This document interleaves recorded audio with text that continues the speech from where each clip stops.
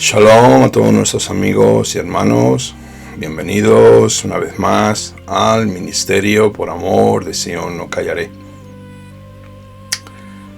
Un día más, una semana más, traemos el estudio semanal, la Parashá, dentro de las raíces hebreas en Yeshua. La que toca esta semana es la Parashá Ki Titze, que quiere decir cuando salgas. Esto lo encontramos en el libro de Devarim, desde el capítulo 21, verso 10, hasta el 25, 19. También tenemos la Haftará, los profetas, que está en el libro de Isaías 54, 1, hasta el verso 10. Y vamos a entrar ya directamente en este precioso estudio e interesante estudio desde el capítulo 21:10, y dice así la escritura: Cuando salgas a la batalla contra tus enemigos y el Eterno tu Dios los entregue en tu mano y los tomes en cautiverio, y entre los cautivos veas alguna mujer hermosa y te prendas de ella, y deseas tomarla por mujer tuya, la introducirás en el interior de tu casa, y ella rapará su cabeza y se cortará las uñas. Luego se quitará el vestido de su cautiverio y se quedará en su casa llorando a su padre y a su madre durante un mes. Después podrás allegarte a ella y tú serás su marido y ella tu mujer. Pero si no te deleitas con ella, la dejarás ir según su propia voluntad. De ningún modo podrás venderla por dinero ni oprimirla como esclava después de haberla humillado. Estos preceptos que vamos a estudiar hoy, de los cuales nos habla Moshe Rabenu, es en su repetición del Mishneh Torah, habla a la nueva generación que va a cruzar el Jordán para cuando los hombres de guerra salgan y tomen prisioneros, habiendo entre ellos o entre ellas mujeres, vamos a decir. Adonai pone unos mandamientos muy específicos para estas situaciones y tipos de personas siendo mujeres, y seguro que para prevenir al hombre a las mujeres que son de hermoso parecer. El Eterno ordena primeramente meterlas en su casa, que se corten el pelo y las uñas para perder su belleza sexual, pasando el luto por sus padres muertos, viéndola llorar durante un mes y, después de ver esto, viéndola de la forma más común, más sencilla, sin adornos ni ningún tipo de belleza sexual, que es lo que realmente nos atrae al varón, al hombre. Entonces este hombre podrá casarse y llegarse a ella, tener relaciones sexuales como su esposa. Y como dice la escritura, y si no fuera de su agrado, después de esto el hombre la podrá dejar, dejando irse a esta mujer de un campamento que fue tomado como cautiva por su propia voluntad, sin oprimirla ni venderla como esclava, después que ha sido dejada por su esposo siendo humillada. Las hijas de los pueblos de la antigüedad se adornaban en tiempos de guerra para seducir sexualmente a los enemigos.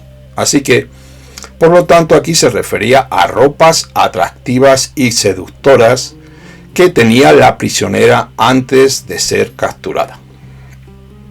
El propósito de este trato con esta mujer, que era introducida dentro de la casa del guerrero o del hombre, es que no sea da a primera vista agradable para el hombre.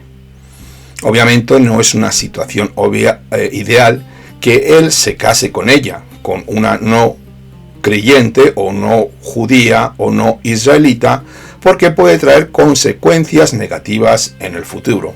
Y por esto el Eterno establece estas reglas para que finalmente el hombre se dé cuenta que no le conviene casarse con ella.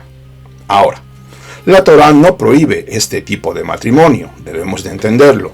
Más bien, lo desanima con estas medidas restrictivas para que el israelita, el hombre varón, vea si verdaderamente le interesa o no interesa estar con esta mujer. Si el hombre se quiere casar a pesar de todo lo que ha visto, que no tiene belleza, etc, y todas las cosas, el hombre puede hacerlo sin ningún problema.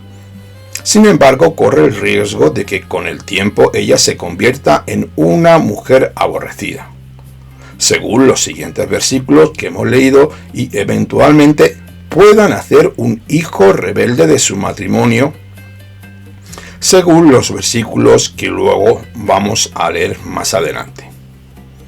Tenemos también un enfoque que nos da el Midrash, que la madre del rebelde Absalón era una gentil cautiva de guerra que el rey David había capturado. Esto tenemos que tenerlo ahí en mente. Seguimos con el verso 15 hasta el 17. Y dice así la escritura: si uno tiene dos mujeres, una muy amada y otra menos, y las dos, la más amada y la otra, le dan hijos, y el primogénito resulta ser el hijo de la menos amada, al repartir la herencia entre los hijos, no podrá constituir como primogénito al hijo de la amada con preferencia sobre el hijo de la menos amada, quien es su primogénito. Tendrá que reconocer al primogénito hijo de la menos amada, dándole el doble de cuanto posea, pues esto es la primicia de su vigor y tiene derecho de su primogenitura. Aquí tenemos una referencia sobre este texto, lo cual nos enseña que cuando Jacob dio la primogenitura a los hijos de Joseph, que era el hijo de su mujer preferida, no lo hizo ni mucho menos por causa de su amor por Rachel, sino por otros motivos. Rubén perdió su primogenitura por su pecado de adulterio, acostándose con una de las mujeres de Jacob. Simón y Leví perdieron a la vez su oportunidad de obtenerla por la violencia en la ciudad de Shechem cuando violaron a su hermana y luego quisieron casarse con ella. Ellos tomaron por su propia mano venganza matando a los hombres de Shechem. También tenemos a Yehudá, que recibió una bendición especial, pero la primogenitura pasó a los hijos de Joseph por revelación profética. Esto lo tenemos en el libro de Primera de Crónicas, capítulo 5, del 1 al 2. También debemos destacar el hecho de que antes de que la Torá fuera entregada, hubo mandamientos que no fueron guardados por los patriarcas. Ahora, el verso 17 nos dice que el primogénito hereda una porción doble de todo lo que el padre tiene. Significa que él tendrá una doble porción entre sus hermanos que reciben la herencia al principio. Los primogénitos iban a ser los Kohanim, los sacerdotes del pueblo, y por eso no tendrían ninguna herencia en la tierra. Pero esto, como sabemos, obtuvo la doble porción de los bienes del padre, exceptuando su terreno. Seguimos con el capítulo 21, desde el verso 18 hasta el 21, y dice así: cuando un hombre tenga un hijo terco y rebelde, que no atiende a la voz de su padre ni a la de su madre, y lo tratan de corregir, pero no les obedece, su padre y su madre lo agarrarán y lo sacarán a los ancianos de su ciudad y a la puerta de su lugar, y dirán a los ancianos de su ciudad: este, nuestro hijo, es terco y rebelde, no obedece a nuestra voz, es libertino y borracho. Entonces los hombres de su ciudad lo lapidarán con piedras y morirá. De esta manera extirparás el mal de en medio de ti, y todo Israel oirá y temerá. Muy bien, la palabra de hebrea que ha sido traducido como rebelde en hebreo es mará, que significa desobedecer o negarse. Esto se trata de una persona que es rebelde y desobedece las palabras y consejos de su padre.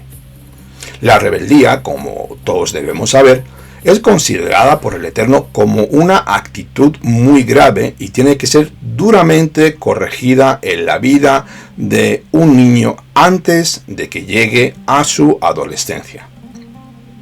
La sabiduría de nuestros sabios del pueblo de Israel nos dice que aquí se trata de un joven mayor de 13 años, porque ya sabemos que a partir de los 13 años el varón empieza a formar parte de la comunidad y es tomado como un hombre más para servir a Adonai.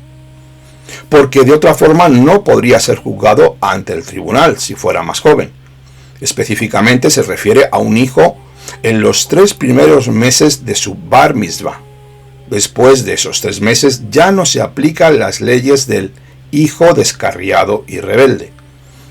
Con esto queremos decir que la muerte por la lapidación delante de todo el pueblo, una vez que ha sido juzgado y comprobado su pecado, extirpando el mal de en medio de los Benei Israel, sirviendo como ejemplo.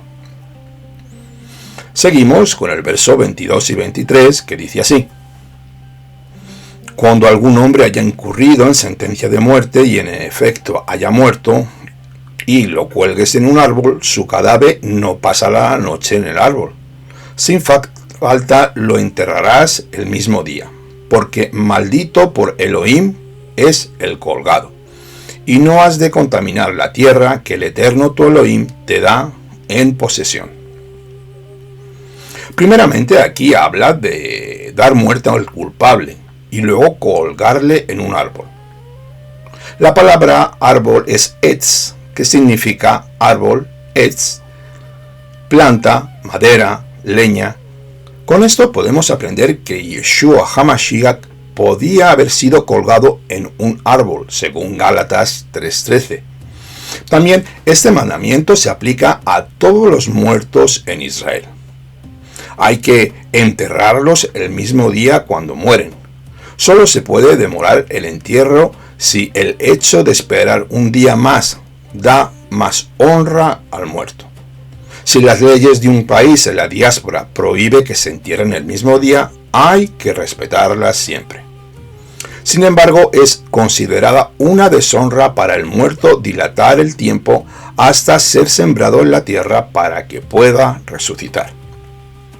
También es considerado una deshonra dejar el cadáver solo, sin atención ninguna. Por eso dice, para que no contaminéis la tierra. La tierra se contamina por un cadáver que ha sido colgado sobre un madero y si no es enterrado el mismo día. Vamos ya al capítulo 22, desde el verso 1 al 2, que nos dice así: Si ves extraviado el buey de tu hermano o su oveja, no desentenderás de ellos, sin falta se los llevarás a tu hermano. Y si tu hermano no es vecino tuyo o no lo conoces, lo recogerás en tu casa y estará contigo hasta que tu hermano los busque, y se los devolverás. Así también harás con su asno, así harás con su vestido y con cualquier cosa que tu hermano pierda y tú la encuentres. No podrás desentenderte de ellas. Por ejemplo, si encontramos cualquier cosa por allí, en la calle, en la urbanización donde tú vivas, en tu barrio, en tu comunidad, no tienes el derecho de apropiarte de ello. Si sabes de quién es o si tienes la posibilidad de hacer una búsqueda para saber quién es el dueño de la cosa perdida, tenemos la obligación de buscar a la persona y devolver el objeto o el animal perdido. Si no sabes de quién es, podrás guardar la cosa o el animal hasta que alguien pregunte por ello. Entonces podrás devolverlo. Esto nos demuestra y nos enseña acerca de la importancia que la Torá da al derecho de propiedad privada. Es muy importante la propiedad privada según la Torá, porque no nos podemos apropiar de los bienes ajenos, o sea, lo que no es nuestro. Cualquier forma de apropiación de bienes ajenos es un hurto, es un robo, sin excepción ninguna. El verso 2 nos dice que si un animal que come y produce, debe producir y comer, pero si es un objeto que no produce o come, debe ser vendido. El dinero se guarda y luego lo entrega al dueño del objeto. Así que este extravío, el objeto no pierde nada si es un objeto que se deteriora con el tiempo. El verso 3 nos dice así: así harás con su asno y asimismo harás con su vestido. Lo mismo harás con cualquier cosa perdida que tu hermano haya perdido y que tú halles. No te es permitido esconderte. De aquí podemos entender que se saca la idea de poner una señal o una nota para que la persona pueda encontrar al que ha encontrado lo perdido. Un anuncio, un escrito, donde se pueda encontrar lo perdido. En el tiempo del segundo templo había un lugar fuera de Jerusalén donde la gente podía entregar y retirar objetos perdidos. Después de la destrucción del templo, se anunciaban los bienes perdidos en las sinagogas y en las casas de estudio, en las yeshivot. El verso 5 nos dice así: la mujer no vestirá ropa de hombre, ni el hombre se pondrá ropa de mujer, porque cualquiera que hace esto es abominación a Adonai tu Elohim. En primer lugar, se habla de una inclinación mundo del travestismo. Debemos tener mucho cuidado con esto, amados hermanos. Según Rashi, la prohibición solo es cuando la intención de cometer una inmoralidad sexual se lleva a cabo. Es una abominación para el Eterno. En el judaísmo ortodoxo no se permite a la mujer llevar pantalones.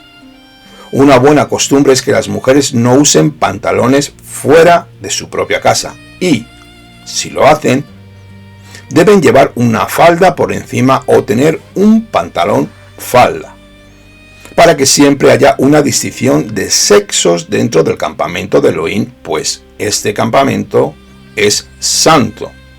Lo mejor no es tener claro el rol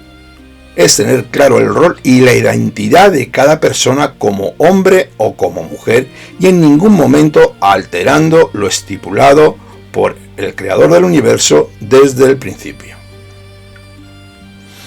Los versos 6 y 7 nos dicen así: si encuentras un nido de pájaros por el camino, en un árbol o en la tierra con polluelos y con huevos, y la madre echada sobre los polluelos o sobre los huevos, no tomarás la madre con los hijos.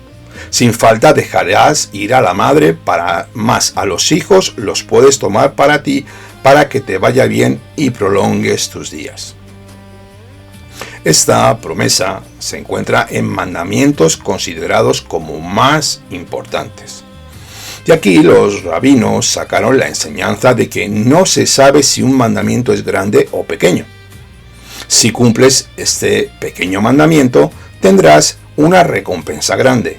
Así que mejor nos es cumplir todos los mandamientos que apliquen a uno con un amor sincero, porque uno no sabe qué recompensa hay en cada uno de ellos. La Torá nos promete una larga vida al que no trata a los animales con crueldad. La crueldad acorta la vida del ser humano.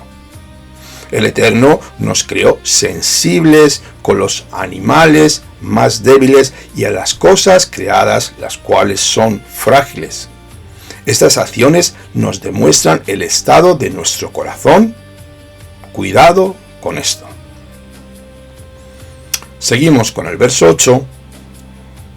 Cuando edifiques casa nueva, le harás un muro a tu azotea, para que no traigas la culpa de la sangre sobre tu casa, si alguno se cayere de ella.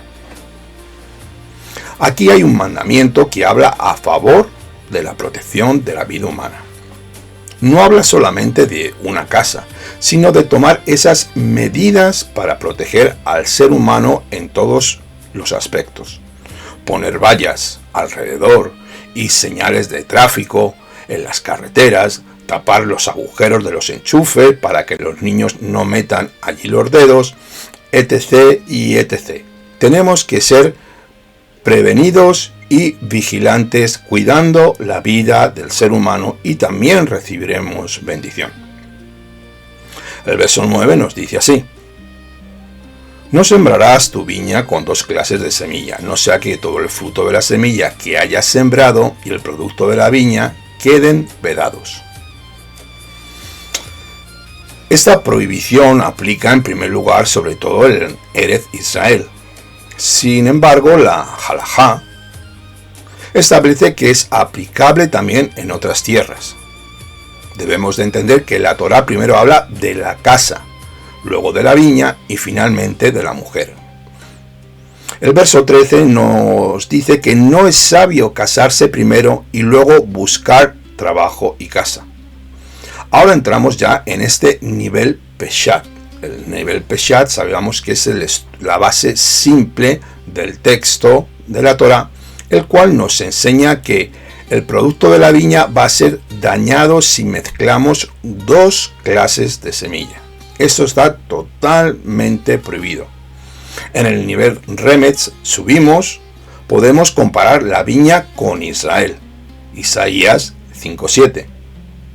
Esta es una escritura donde nos habla sobre esto.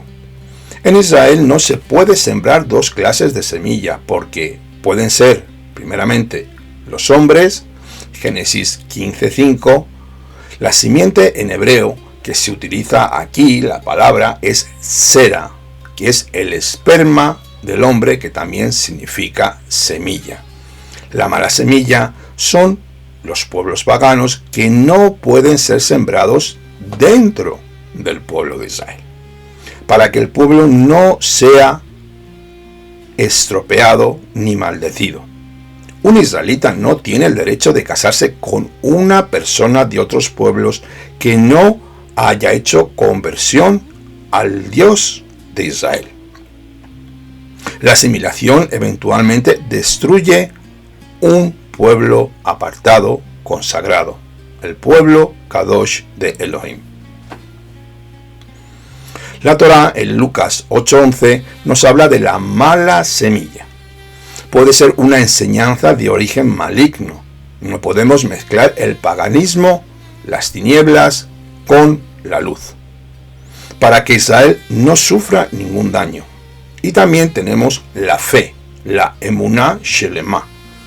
En Mateo 17:20, la fe no puede mezclarse con temor o con duda, que es algo totalmente antagonista y contraproducente. En el verso 10 nos dice así: no ararás con buey y asno juntos.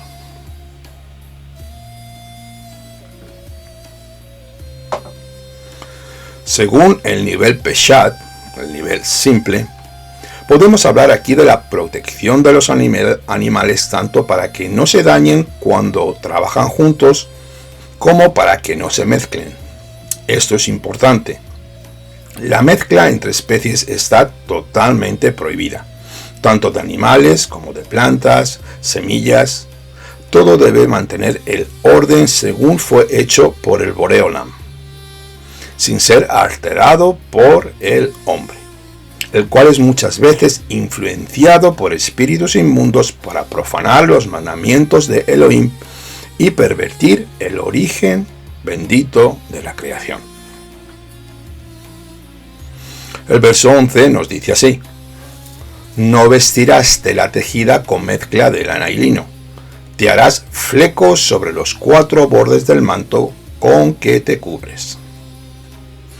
Según los sabios de nuestro pueblo, dice que esto significa que las dos clases de hilo no pueden ser rastrilladas, hiladas o trenzadas juntas. Solo se aplica a la mezcla de lana y lino. El origen de la lana es de un animal puro, lino es de origen vegetal. Rashi nos da su punto de vista citando el Talmud, diciendo que era permitido mezclar lana y lino en el talit. Los flecos son de lana y está permitido poner los flecos de lana sobre un manto de tela de lino. Estas prohibiciones de mezclas en los 3 niveles, suelo, animal y ropa, nos enseñan que tenemos que ser muy cuidadosos en no traspasar los límites de la Torá para no mezclar conceptos entre ellos, sino demarcar, separar bien la diferencia entre una cosa y la otra. Seguimos en el capítulo 22 con el verso 12, que nos vamos a hablar sobre los sisiot, los flecos. Solo pueden ser colocados en una prenda rectangular para que se pueda cumplir este mandamiento. La bendita Torá utiliza 3 palabras cuando habla de flecos, los sisiot. Petil lo tenemos en número 15 del verso 38 y 39, y Gedulim de Devarim 22:12. La referencia de Ezequiel 8:3 y el Talmud nos enseñan que el sisit son un conjunto de hilos que cuelgan libremente como un mechón del cabello.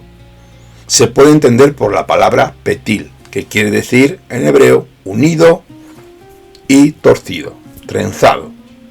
Y de diferentes maneras una hebra trenzada enrollada, 2 hebras entrelazadas entre sí y un hilo doble. La palabra gedil en hebreo significa pelos o hilos unidos entre sí en forma de trenza o de cuerda. Un gedil son 2 hilos y gedilim en plural son 4 hilos como mínimo. El sisit se hace con 4 hilos doblados para que sean 8. Es curioso lo que nos pone aquí la escritura en el Salmo 104, versos 1 y 2, y quiero leerlo para ti.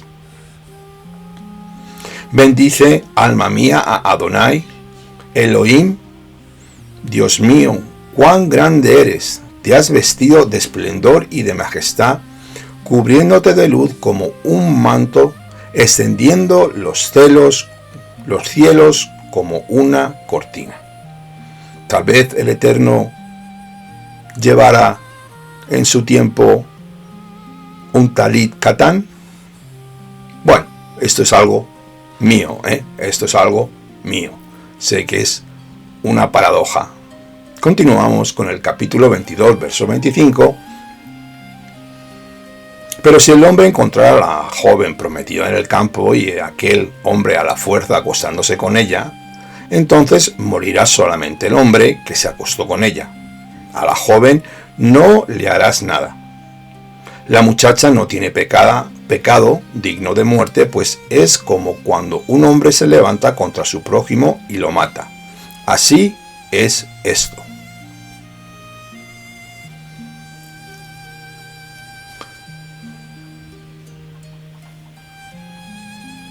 La violación es comparada con un asesinato. El daño que un hombre hace contra una mujer cuando la viola es comparado con la pérdida de la vida. Ojo con esto, es muy importante. Recuérdalo bien. La violación es comparada como un asesinato. Tú estás forzando a esa mujer a algo que no quiere y tiene una imposición de muerte. Es una pena capital. Así que cuando alguien viola a una mujer es comparado con la pérdida de la vida, porque a esa persona no solamente la estás agrediendo físicamente, sino que le van a quedar secuelas para toda su vida y la va a costar mucho sacarlas de sí misma. Tenemos que respetar y entender esto, amados, y practicarlo y enseñarlo en las congregaciones. Capítulo 23, 1 y 2 nos dice así: No entrará en la congregación del Eterno el que tenga magullados los testículos o amputado su miembro viril. No entrará bastardo en la congregación de Adonai, no entrará en la congregación del Eterno hasta la 10ª generación. El castrado, que nos habla aquí la Escritura, es uno que tiene sus testículos dañados o aplastados. Esta prohibición de no entrar en la asamblea de Hashem, es decir, la congregación, significa que un castrado, magullado o cortado no puede casarse con una israelita, por no poder engendrar. Esto es algo muy importante.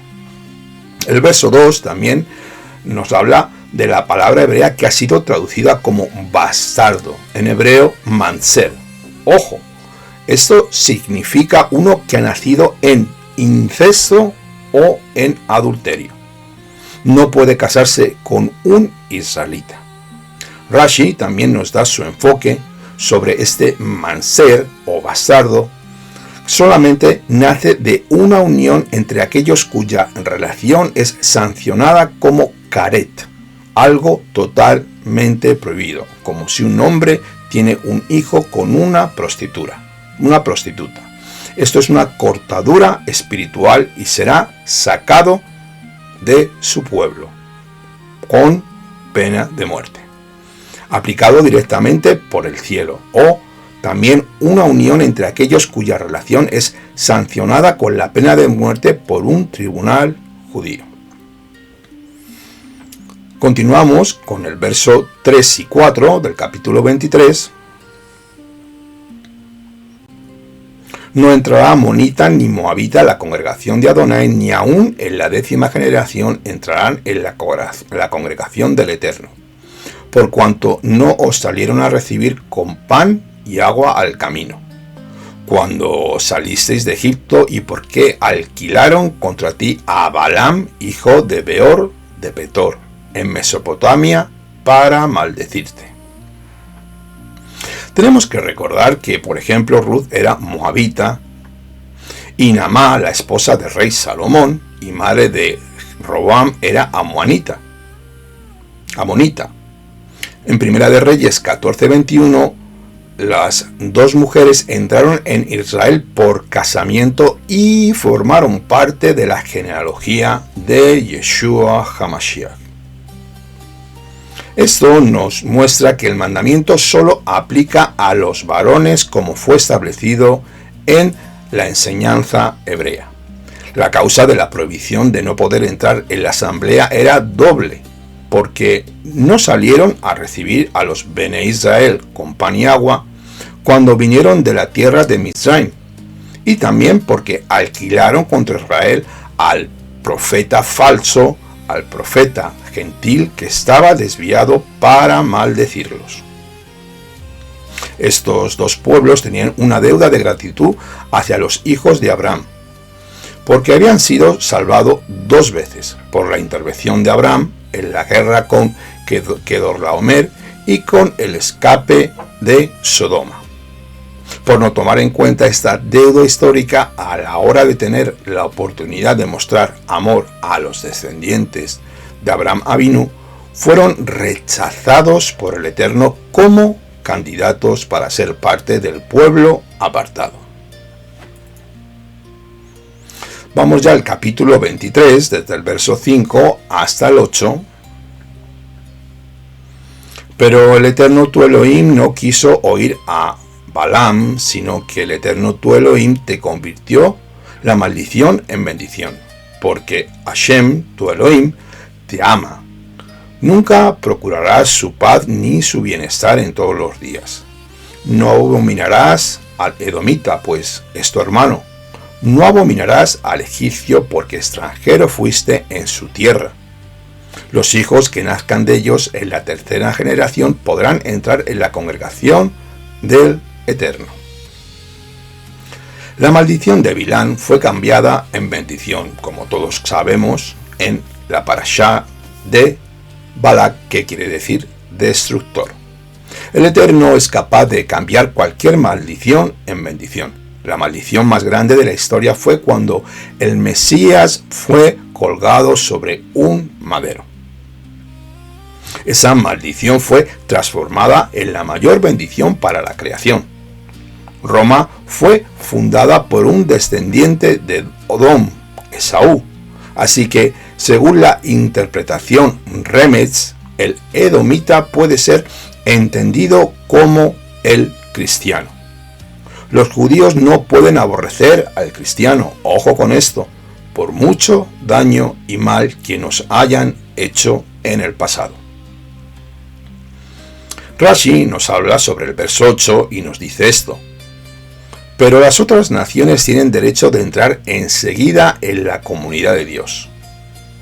Aquí, por deducción, entendemos que aquel que haga pecar a un hombre le causa más mal que aquel que le mate, pues el asesino no causa sino la muerte en este mundo, mientras que el seductor le excluye de este mundo y del mundo futuro. Así, de la misma manera, Edom, el que haya salido a su encuentro con la espada en alto, no sería acreedor a su odio, ni tampoco los egipcios que los han ahogado para ser sus seductores si lo fueren. Vamos con el verso 11 y 13 del capítulo 23. Y será que al atardecer se bañará en agua, y una vez que el sol se haya puesto, podrá regresar al campamento. Tendrás cierto lugar fuera del campamento, a donde salgas afuera, y entre tus utensilios tendrás una estaca, y será que antes de acuchillarte afuera, cavarás con ella, y te volverás y cubrirás tu excremento.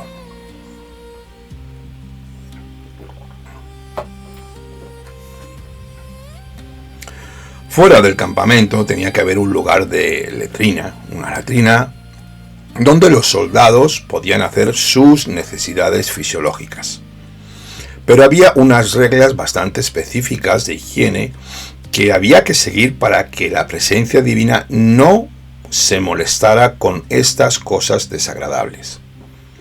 El verso 13 nos detalla que la palabra ha sido traducida como herramientas, las cuales significan armas.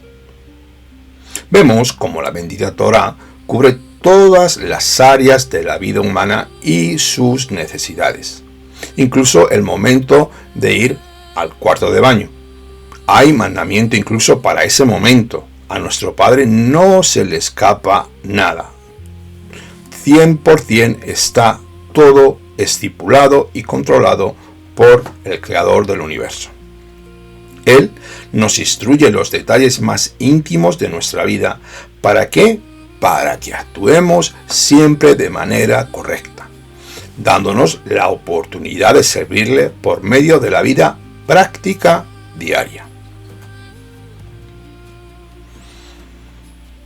Continuamos con el capítulo 23, versos 18 hasta el 20.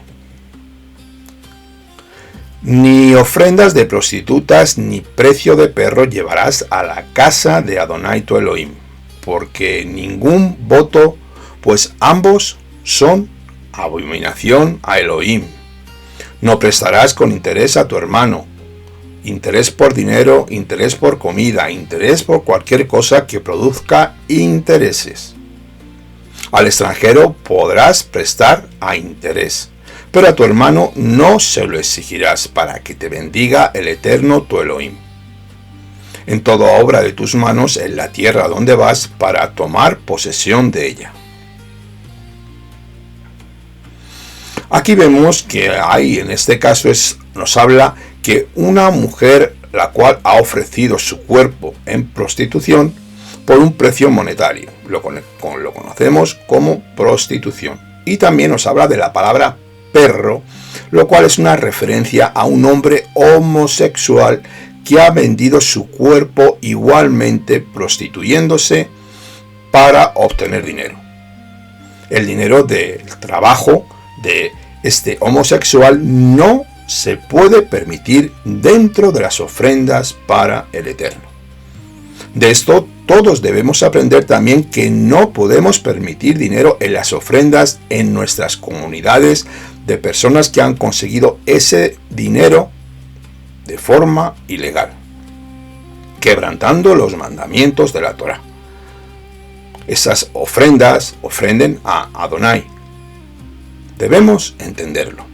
Y es mejor rechazar lo impuro y vivir con lo justo dentro de nuestras comunidades, porque siempre recibiremos la bendición de lo santo y lo perfecto para Adonai. El verso 19 nos dice que no está permitido prestar dinero a los hermanos necesitados cobrando intereses. A tu hermano tú no le puedes cobrar un interés por lo cual le has prestado. Sin embargo, si el préstamo es dado en plan de negocios, hay otras leyes que se aplican para esto. El verso 21 y 22 nos dicen así: cuando hagas algún voto al Eterno tu Elohim, no tardes en cumplirlo, porque ciertamente el Eterno tu Dios lo demandará de ti, y te será por pecado. Mas, si te abstienes de formular votos, esto no será en ti pecado alguno. Tenemos que ser, amados creyentes, muy cuidadosos cuando abrimos nuestra boca delante de Adonai. Y si hacemos un voto debemos cumplirlo, pero mejor sería no hacerlo, pues si no cumplimos estamos cayendo en pecado delante de Elohim. Las obras de nuestras manos sufrirán destrucción si no cumplimos las promesas que han salido de nuestras bocas. Cuán importante es la palabra que sale de nuestra boca, tanto para maldición como para bendición. Así que mucho cuidado con esto. Vamos con los versos 24 y 25. Cuando entres en la viña de tu prójimo, entonces podrás comer las uvas que desees hasta saciarte, pero no pondrás ninguna en tu cesto cuando entres en la mies de tu prójimo.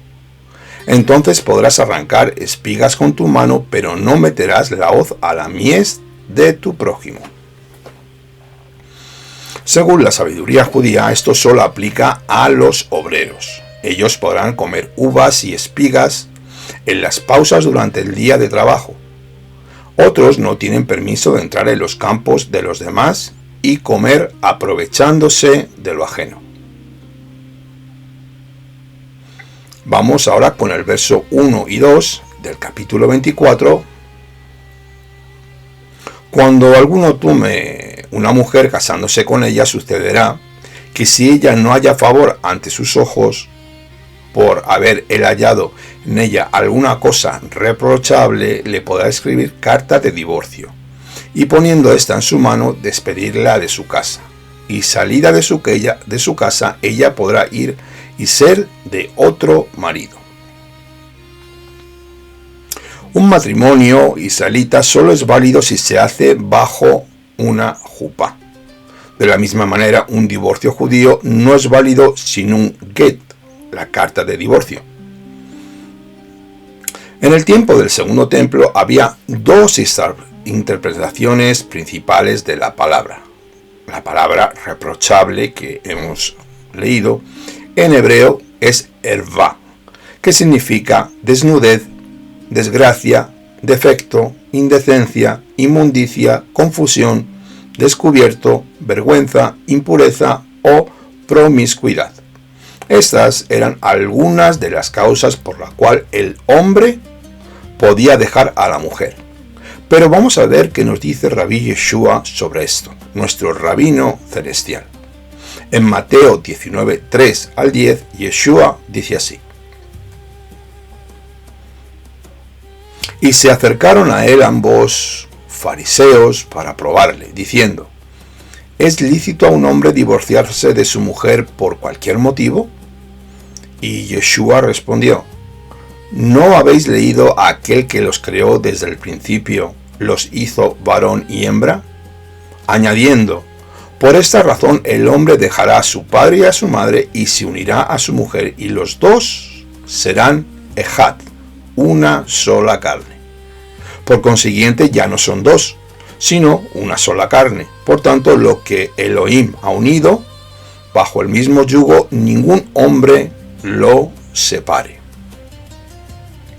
Aquí vemos como el Mesías, Yeshua, entra en la discusión que había entre la casa de Hillel y la casa de Shammai, dando razón a la interpretación de este último. Podemos sacar varias conclusiones de este texto. hay 4 puntos a desarrollar. Primeramente, el divorcio no es el plan original del Eterno para el hombre. El divorcio fue permitido por el Eterno, no ordenado. El Eterno permitió el divorcio por causa de la dureza del corazón del hombre y de la mujer. Y por último, la causa de un divorcio para poder casarse con otra mujer no puede ser cualquiera.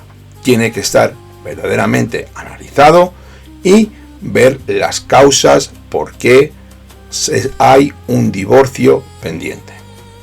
Solamente puede ser por algo indecente, en hebreo, el bad davar, traducido como fornicación o infidelidad. En Mateo 19:9 nos da esta enseñanza, la cual acabamos de leer, donde explica el texto de Devarim 24. El divorcio está permitido para las personas con corazones duros. Cuando existe algún tipo de comportamiento causado por una perversión sexual que suele ser muy desagradable en el otro cónyuge. Un divorcio oficial da el derecho a casarse de nuevo con otra persona. Estamos ya en el capítulo 24, en el verso 5. Cuando alguno esté recién casado no entrará al ejército ni se le impondrá cosa alguna. Estará libre en su casa por 1 año para que alegre a la mujer que tomó. Aquí este punto es algo muy importante. La vida familiar es tan importante que durante el primer año de matrimonio tiene prioridad sobre el deber de salir a la guerra, para alegrar a la mujer con lo que ha contraído matrimonio el varón. El propósito con esta ley es alegrar y hacer feliz a su esposa. Entendemos esto, ¿no?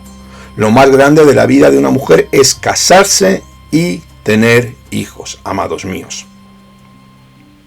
El verso 7 y al 10 nos dice así: si se descubre un hombre que haya secuestrado a una persona de entre sus hermanos de los Bené Israel, sea que la haya esclavizado o la haya vendido, el tal ladrón morirá así. De esta manera extirparás el mal de en medio de ti. En cuanto a la plaga de la lepra, pon cuidado en guardar escrupulosamente todo lo que os enseñen los levitas, y en obrar conforme a ello, según les ha sido ordenado. Así cuidarás de hacer. Recuerda que el Eterno tu Elohim hizo a Miriam esto en el camino, cuando salisteis de la tierra de Misraim. Cuando prestes cualquier cosa a tu prójimo, no entrarás en su casa para tomar su prenda. Rashi nos habla sobre lo que acabamos de hablar, sobre el secuestrador, el cual merece la pena de muerte. Lo vuelvo a repetir. El secuestrador que haga esto merece la pena de muerte.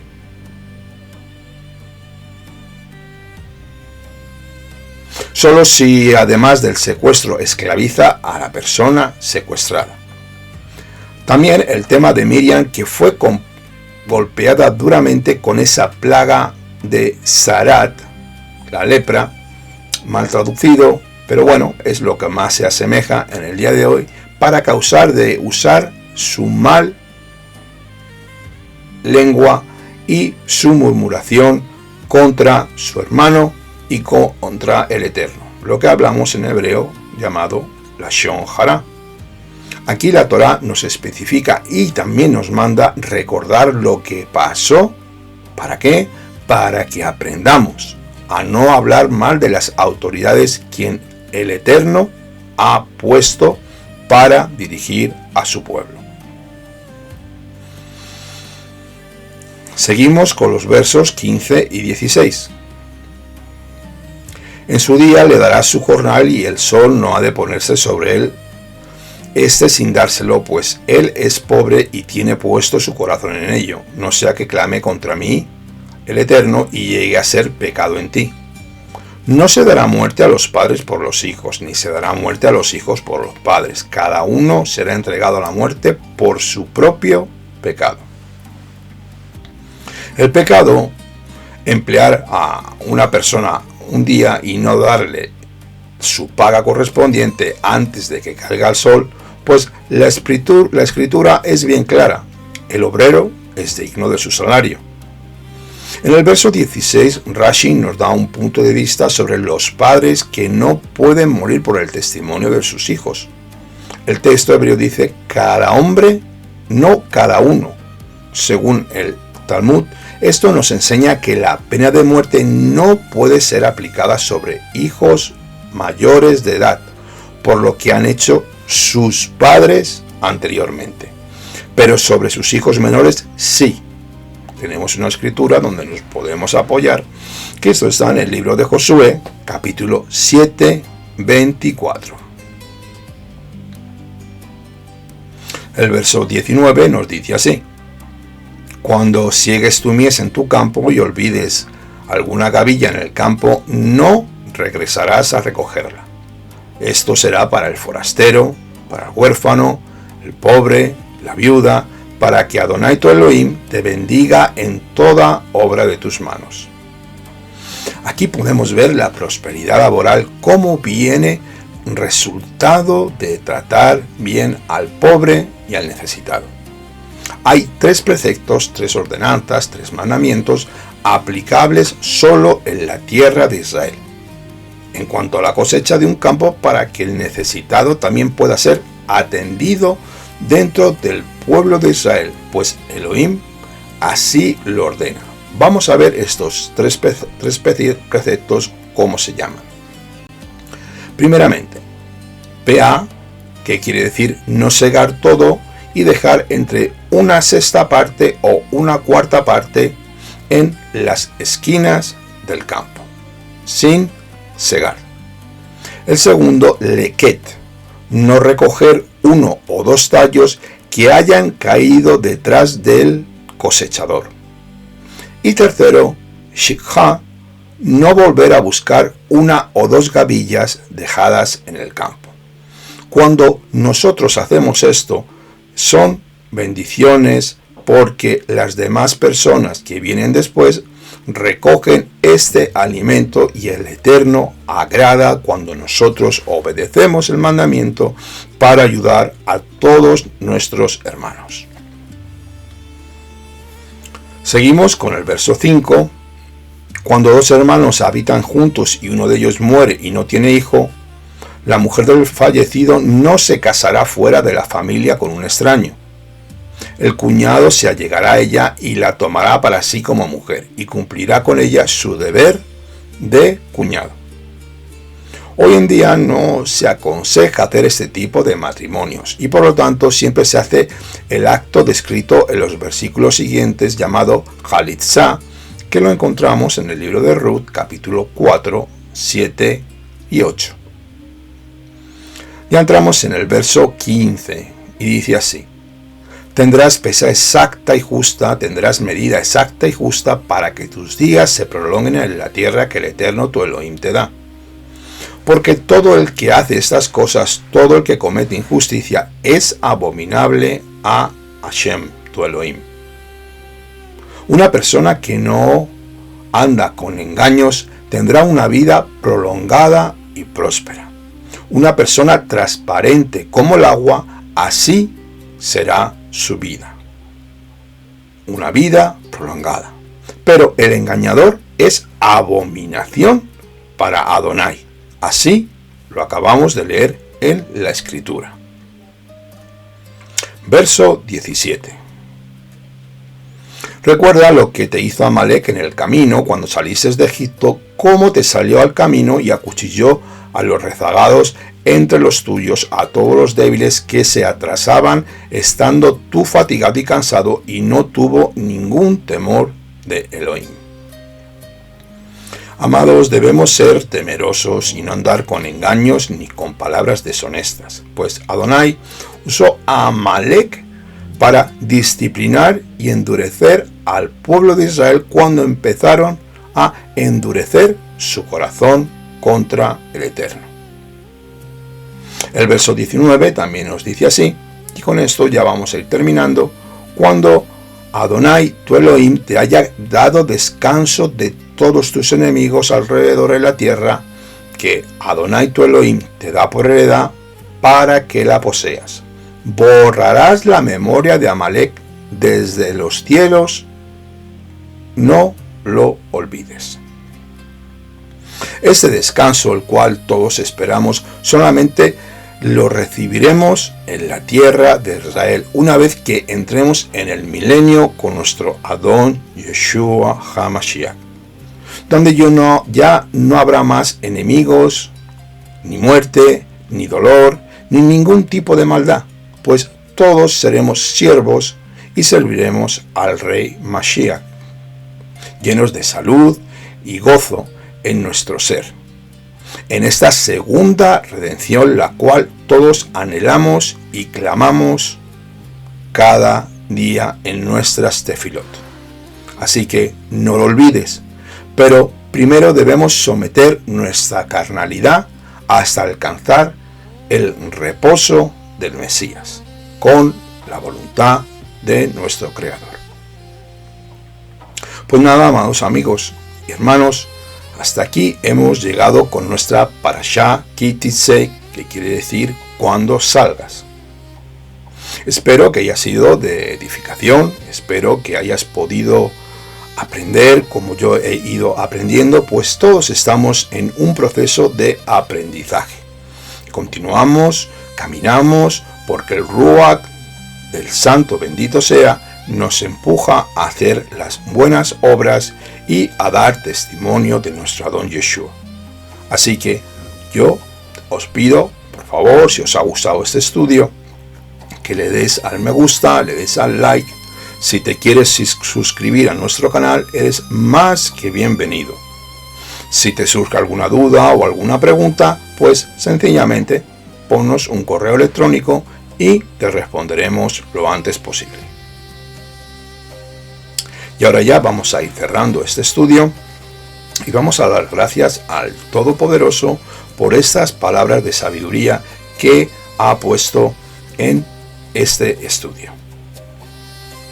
Si quieres unirte conmigo a la oración, eres más que bienvenido. Bendito eres tú, Señor, Dios de Abraham, de Isaac y de Jacob. Te damos gracias por este día, Señor, por tu pueblo Israel, por tu amor, por tu misericordia, por tus grandes prodigios, porque tú eres un Dios de poder, eres un Dios que te manifiestas a la humanidad. Tú eres un Dios que estás vivo, que eres real. Dios de Abraham, de Isaac, de Jacob, Dios todopoderoso, Akadosh Baruj Hu, bendito sea tu glorioso nombre, que te manifestaste en tu Hijo Yeshua HaMashiach, viniendo aquí al mundo a mostrarnos la verdad de tu Torah, la verdad de la santidad y a recordar a tu pueblo el pacto establecido en el Sinaí.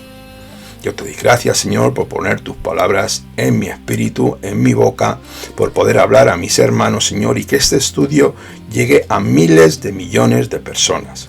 Que no sea yo, sino que sea tu Santo Espíritu, Señor, Ruach HaKodesh, que se manifieste y llegue, Señor, a los corazones de mis hermanos y mis hermanas, para poder recibir la verdad, la importancia y el amor de llegar a tus mandamientos, porque la gracia del Mesías nos da la salvación, pero para que seamos prosperados y vivamos y permanezcamos en la santidad, nuestros mandamientos, tus mandamientos, los cuales tú has puesto para que los amemos y los guardemos con amor, nos darán vida y abundancia. Manifiéstate a tu pueblo, Señor, manifiéstate, Señor, con prodigios, Señor.